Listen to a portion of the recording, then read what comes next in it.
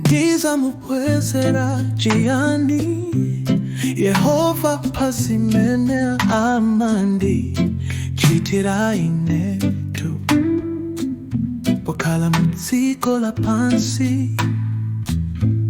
amandi patsa zosowa za moyo wanga tu amachitira ine chifundu nakulupira zochimwa zonse za mutima mwanga amachitira ine chifundo namasulamso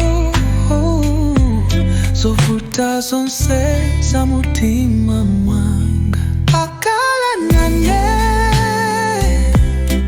masiku onse asangalalane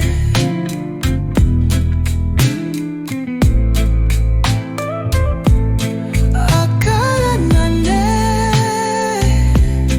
masiku onse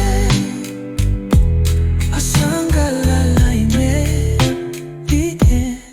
Ndiza Mubwezera Chiyani Yehovah pasimene amandi chitira inetu bukala mudziko lapansi amandi patsa zosowa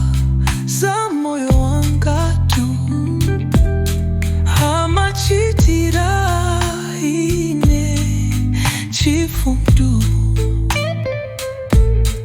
nakulupira zochimwa zonse za mutima mwanga